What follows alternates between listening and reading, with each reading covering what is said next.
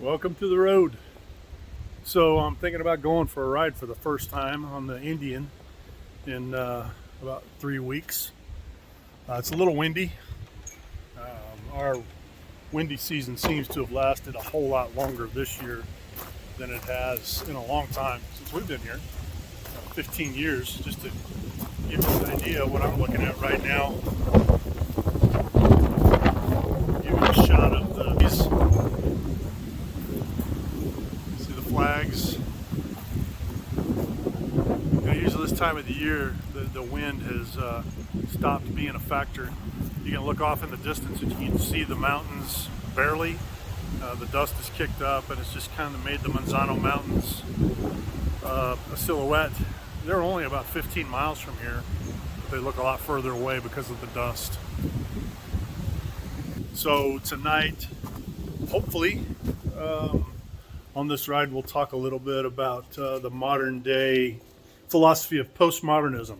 Nice thing about postmodernism is that you can do pretty much whatever you want to because you've got your own value system that differs from anyone else's, and because your value system is yours, it's not wrong. And so joy, you can do whatever you want in life and not be held accountable for it because of this sliding scale of morality that is postmodernism. And you may not have ever heard the term, or you may have, I don't know, but that term in itself doesn't mean much, but the philosophy is very attractive to the vast majority of people on the planet because, hey, not being accountable to your actions is actually a very attractive thing.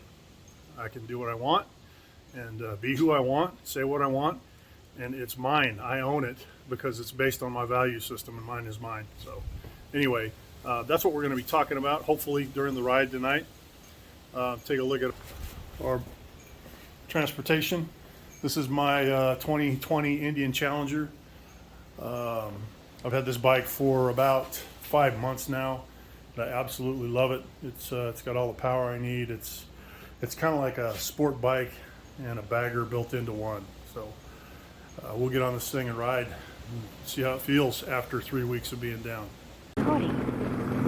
So now they're on the road. I got the gas tank filled up. Wind's still blowing like crazy. I'm riding into it right now. Hopefully the noise isn't too bad and you can hear what I'm saying. But we're out on 116 south of Belen. Kind of a pretty road out here that sort of parallels the railroad. A lot of trees, little old farms and stuff. And some of these old houses have been here for over 100 years. It's kind of hard to tell at times since a lot of them have been updated. It's Saturday night, and see the Catholics are holding Mass. But I wanted to go into a little bit further detail on this whole idea of postmodernism. It's nothing new. We tend to, as 21st century creatures, to believe that we're very enlightened, that our knowledge puts us above our predecessors because of the knowledge that we've gained. But unfortunately, the knowledge that we've gained comes at the expense of the knowledge, the ancient wisdom that we already have. In Proverbs chapter 21, Solomon made the statement in his writings, beginning in verse 2, every way of a man is right in his own eyes, but the Lord weighs the hearts. To do righteousness and justice is more acceptable to the Lord than sacrifice. And again, in Judges chapter 21, at the end of the chapter, the Israelites at that point have pretty much given themselves over to whatever behavior they feel is right. And the writer of the Judges in that chapter makes the statement that every man did what was right in his own eyes. So what does that mean? Every man did what was right in his own eyes. Well, of course that means that we're using our own conscience, our own thoughts and beliefs as a standard of morality for right and wrong. And clearly that's not what the Bible teaches. Unfortunately, we're seeing the fruits of that right now. Just last weekend in Buffalo, a man mowed down, several of his fellows because he was angry. He didn't like the way things were going in the world. And clearly this guy did what was right in his own eyes. Well, that standard of morality is all too often wrong, very wrong, and destructive to mankind. So the bottom line is where are we going to gain this standard of morality? where are we going to pick it up if not from our own selves? Well, again, the ancient wisdom that we see in the scriptures. In John chapter 12 and verse 48, Jesus the Christ said, "You have a judge. The word that I've spoken will judge you in the last day."